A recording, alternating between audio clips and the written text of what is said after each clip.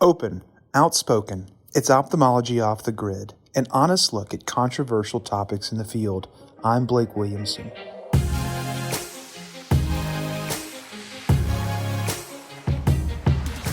Welcome to Ophthalmology Off the Grid's Survive and Thrive series. This episode is a special collaboration with YoungMD Connect, in which Dr. Blake Williamson invites Drs. Caroline Watson and Rupa Wong and financial advisor Ms. Victoria Consols to discuss how young ophthalmologists can make smart choices with debt and investments throughout their careers.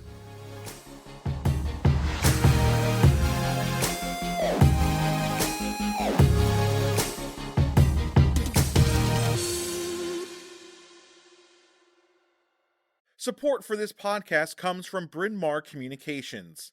BMC produces a number of informative podcast series spanning a variety of topics in ophthalmology. Discover a new show at itube.net/podcasts.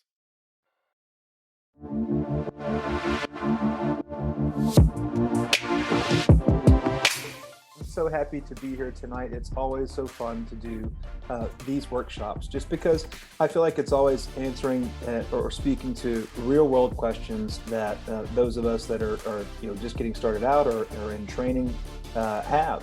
And I think that's very topical for tonight, and it's having to do with financial planning and how you set yourself up for success. But it's so important because we just don't get that training, right? And all we're doing in medical school and then in residency is just trying to be the best ophthalmologist possible. But sometimes it helps to sort of have that business perspective as well. And so that's why I think it's great that we have the panel that we do with my friends Caroline and Rupa as well, and then have Victoria there just to kind of give us some of her expertise. So this is sort of our first kickoff question, and a lot of these questions were provided by those of you that are attending the workshop tonight. So Rupa, maybe you start off here, and then Caroline, you answer afterwards. If you could go back in time, what's one thing that you wish you had done to set yourself up financially? I mean, honestly, I don't think I could have done anything differently. I paid off my student loans as quickly as I could. I lived on basically as a resident or as a student. We always paid off our credit card bills on time every month. We had no debt in that way. So we were set up pretty well, my husband and I, to pay everything off and to be able to invest in our practice. So there wasn't much that we needed to do. My advice was just really maintaining the livelihood of a student. I didn't start doing all this, extra stuff and buying extra things until we were really well settled into our career and practice. What about you, Caroline? Oh, I think I took a little bit of a different path than Rupa did. I went to medical school later on in life. I started at 27, and my husband was in a totally different career. He was in the music industry. And so, we were just kind of surviving when I was in medical school. And I actually had a 3-year-old when I started medical school, and then had two more children in medical school. So that was really tough. And I think one thing I would have done differently, and just how his income worked at that point in time, would have been to probably do some more like investments, maybe like invest in some real estate, maybe even just a few smaller rental properties, something that could have, brought in some passive income while we were still in, school and jobs and things like that, and give us a little bit of a boost. And I think that's really one of the things I wish I had started doing a lot sooner than now. Yeah, I can tell you from my end, I think that I wish that I had gotten financially literate sooner. So I'll be honest, I'm a bit embarrassed. I haven't become financially literate until just the past 2 or 3 years, as I was buying into my practice and surgery center. Now I'm the managing partner, so I was forced to. Things were kind of on autopilot for me, which is a good thing, but also a bad thing. I think that understanding what's basic things like what's the difference between a liability and an asset. Understanding, how you need to do dollar cost averaging to supplement your investment. So learning, basic vocabulary and tools that you can use to not even think about your financial health, but actually be contributing towards it each and every month. So a lot of you, when you get in your jobs, they're going to, set you up with a 401k, and absolutely you should max out your 401k and they should match it. But you need to be doing other things as well. Now at this point, I have a percentage of every single paycheck that I get that goes directly to my Fidelity account, which is the app that I use for investing. And it's all, basically tied to exchange funds and ETFs and things like that. And I just every single paycheck, I have a percentage that goes to that. I don't ever see it. It never hits my bank account. So I'm actively investing with every single paycheck. I wish I had learned that sooner. I didn't even know about, paying off your credit card in time, right? So basic things that Victoria's going to tell us about. I thought that sometimes you can pay the minimum if you didn't have enough cash that month. And boy, was I wrong. I got hit with 18% interest charges. So I was just kind of a mess for a while, and I was buying a lot of stuff. So Rupa, you were able just to be disciplined and not go buy a bunch of stuff, because it's tough once you get a bunch of money, it's tough not to do that. It is. And I think, I had a year as a faculty member at Boston Children's Hospital, and the best advice I got was from the financial assistant. He was the assistant to our head admin. And he said, go ahead and just sock away $1,000 each month into your 401k. Boston Children's can match. I was like, no, I'm making money. I got to spend it. I want to be able to. And he said, you will not notice that it's missing. And you need to cultivate that habit now. It's the absolute best advice that I ever received, because it just got me into the habit of starting to just pull away that money so you don't see it, and investing in it and putting it into your retirement. So that was huge. Yeah, and setting up 529 plans for those of you that have kids, Yeah. that's super important, right? So understanding all these tax-free strategies that you can use and it is huge. But I think another thing is just finding a mentor, a financial mentor. We all have mentors in medicine and ophthalmology, right? Why not business? And that's one thing that I've been doing recently with an organization that I joined. It's all about finding mentors in the business world. So I think that that's huge. Caroline, is there anything that you've done in the past year or two differently? Because now you're out, you have your own practice, business is, top of mind for you right now. Is there any new practices or any new behaviors that you're doing to maintain financial health? Yeah, I can mirror what you're saying, is finding people that you trust to take advice from financially. It's really hard. You're able to kind of find that mentor in medicine, maybe not easily, but who your people are and who you can trust. And so when it comes to money, something that a lot of us are not trained to understand ever, unless we have a parent or someone in the family that does that for a living, you really have to find that right person. And so for me, my goal this year, was to try to get really organized, since I'm finishing training and starting a new practice, moving, new house, things like that. So I, tried to network in the community, and this is a new community. I'm not from here. I tried to find a good CPA that was well respected. I found kind of an investment banker, someone in finance that could help me kind of organize my accounts, my investments accounts, the 529s for the kids and everything.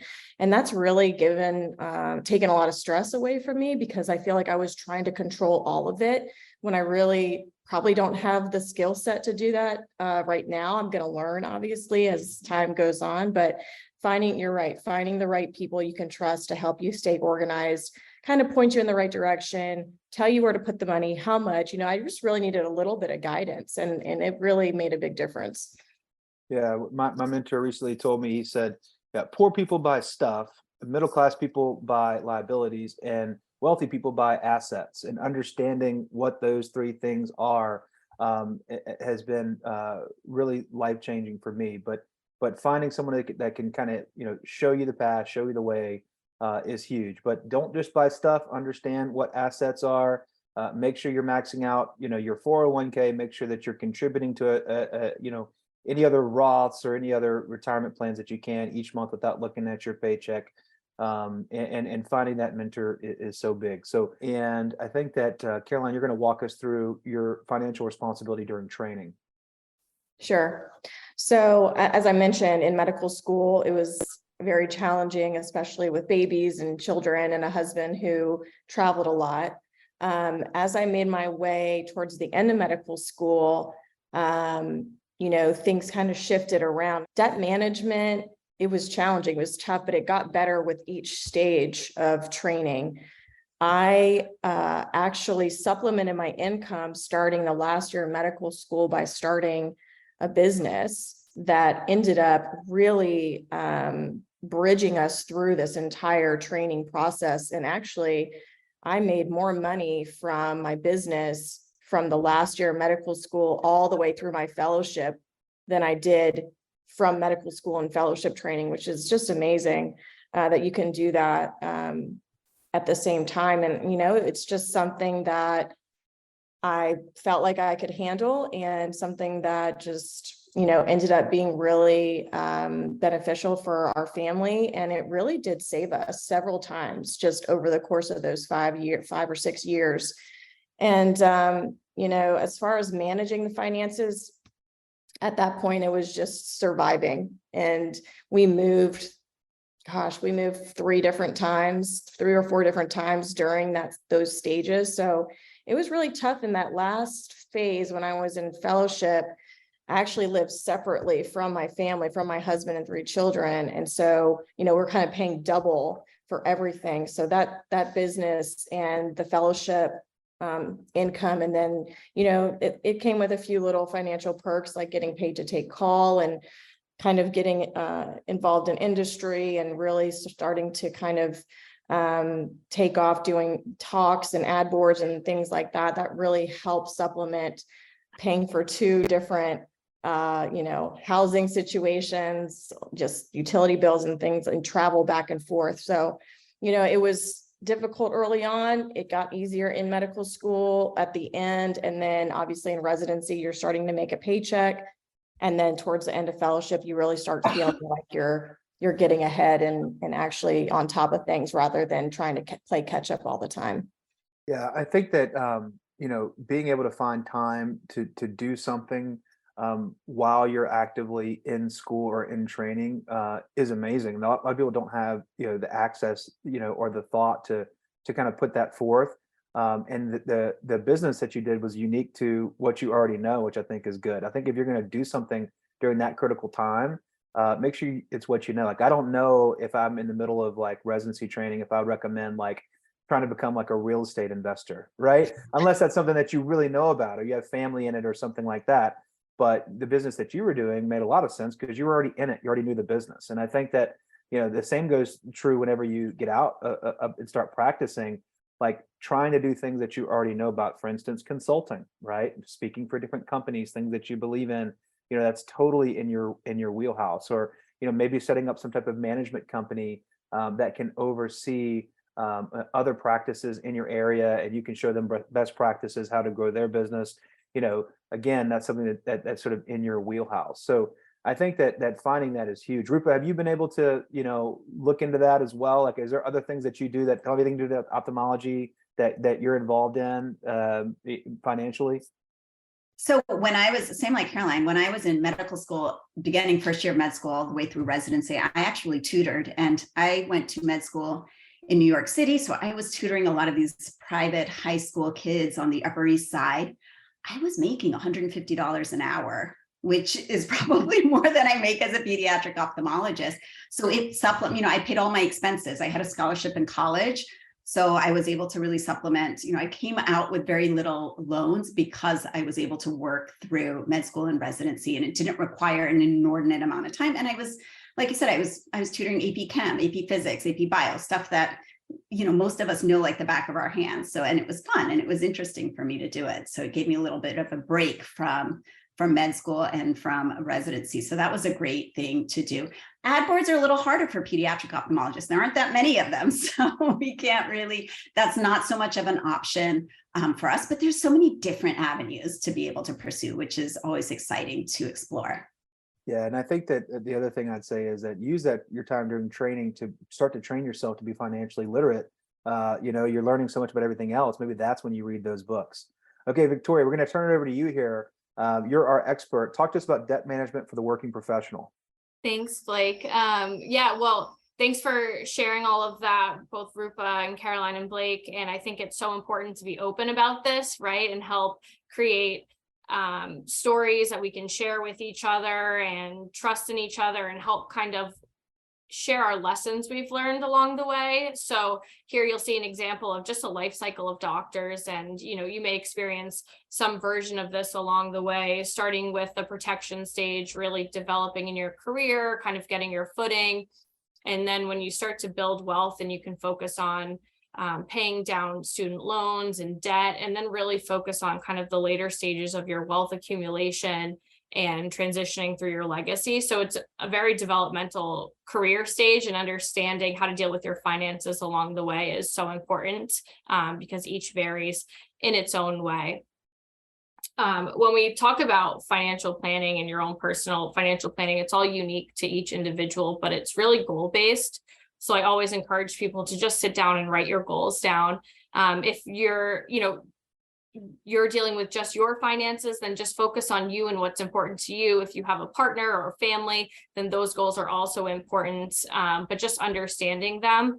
So whether it's to save for a house, and then what's the next step there? So is it actually opening a high yield savings account and automating transfers? Like you had mentioned, automating transfers right from your paycheck there, and really making it so you don't have to think about it. And if it's paying down debt, understanding a budget and focusing on reducing your expenses to really pay down the debt that's of the highest interest rates. And if it's saving for retirement, then participating in an employer's retirement plan. It could be a combination of all of these too, and understanding what your picture looks like and what fits in for those, and what your goals are along the way. It's so important to budget too. And I think that as you start out and maybe you're in residency and you've got a smaller budget here, trying to really develop in your career and city, and understanding what's important to you and what your values are, what's coming in and what's actually leaving each week or each month, however you really track those. So are you spending money on things that are important to you? I like to track all of this. Mint.com is a great resource.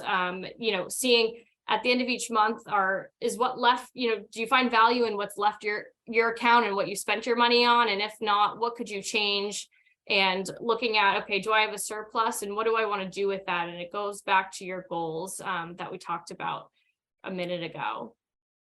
I think one thing to touch on too that plays a huge role coming out of medical school is debt. So there's all sorts of different types of debt. Some of them are productive, like student loan debt, and a mortgage. And there's other, unproductive debts like credit card debt, which have very high interest rates, and they get us with their deals, no interest for the first 9 months. And then, okay, 10 months go by and you don't realize you're paying all this interest, very high interest rates on credit cards. So understanding how you can pay down these debts as you go, and looking at the highest interest rate and setting a plan for yourself and boundaries and sticking to those. Student loans are so important, making sure you're on top of all of those and tracking as well, making sure you have a good grasp around everything. Kind of creating a net worth statement is so helpful, being able to write down all of your assets, all of your liabilities, and to track everything. It helps track progress, and it helps build momentum as you continue as well. Understanding your loans when you're first out and working, and if there are any options for you in terms of public service loan forgiveness and different pay as you earn plans that correspond with your income, which can depend on your financial situation with you and if you have a partner as well. But these are all different ways to kind of plan out your future and help manage your debt along the way. Victoria, so would you say that you'd recommend for folks listening on this call, if they've never bought a stock ever, if they don't know anything about the stock market, wouldn't it make sense for them to learn about ETFs and what those are? If they have normal goals, which is to grow low and slow, these index funds have kind of given us an opportunity to do that safely without much risk. Is that something they should read about, ETFs, do you think? Yeah, I think in general, educating yourself is so important. There's so many resources, and being able to find the trusted resources out there for you, and understanding how to invest in, whether it's a low cost mutual fund or ETF, whatever, everyone has a unique situation. I can't, give it direct investment advice on this sort of a platform, but understanding how to diversify your portfolio, whether it's through mutual funds and ETFs, to start investing to compound that interest as you go. Perfect. Rupa, take it away. Tell us about financing it all, family, career, and the side hustle.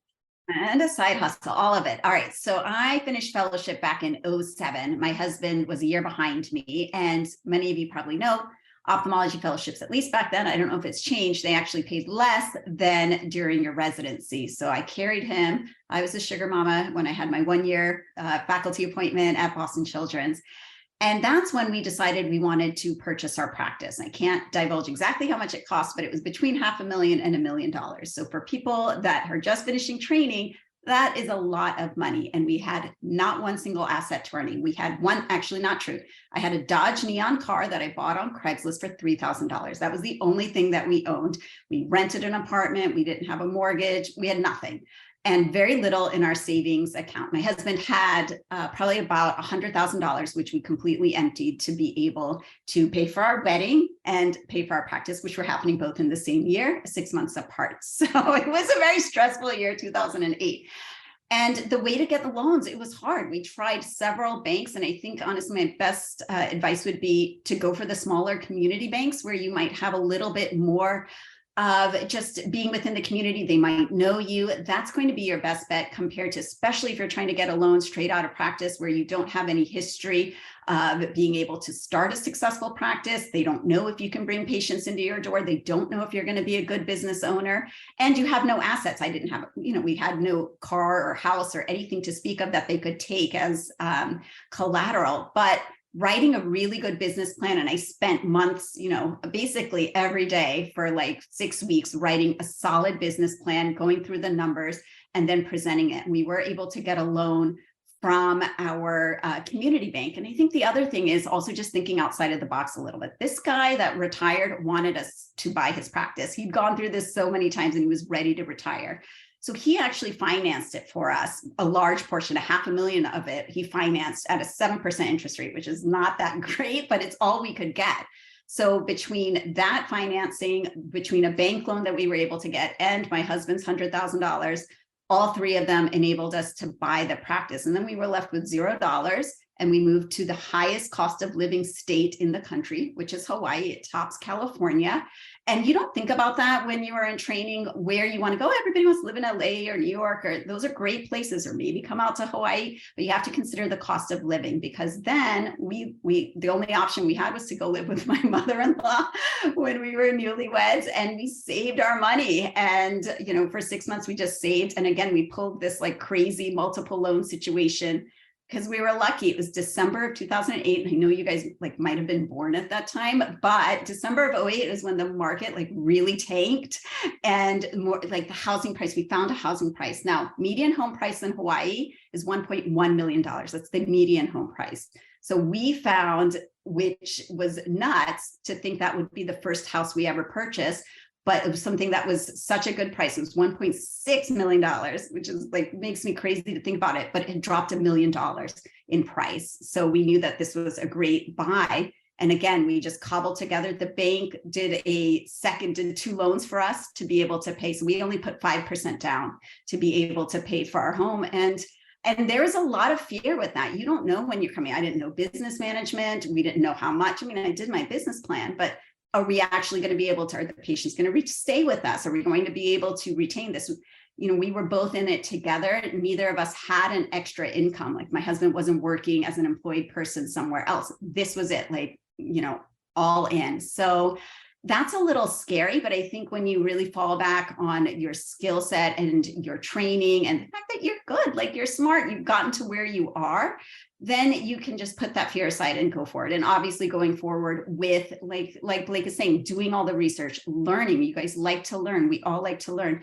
Doing what you need to so that you understand the risks that you're taking is huge. So we took a 5% loan for our mortgage.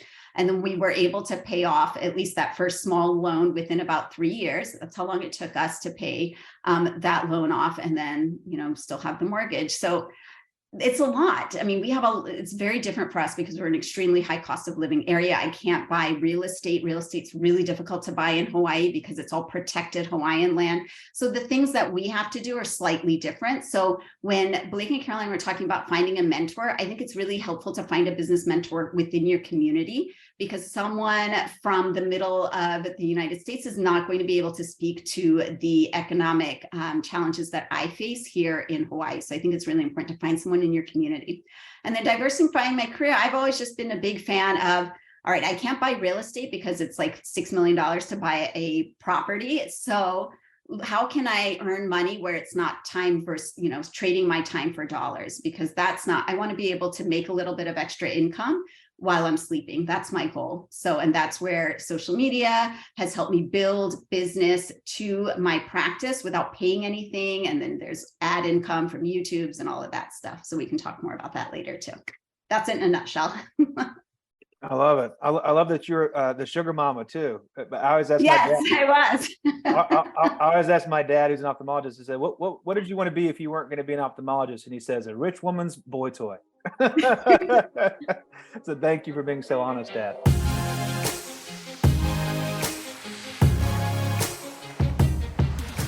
Thank you for listening to this special episode of Ophthalmology Off the Grid Survive and Thrive series. And thank you to our guests, Drs. Watson, Dr. Wong, and Ms. Consols for sharing their expertise with us. Tune in next episode.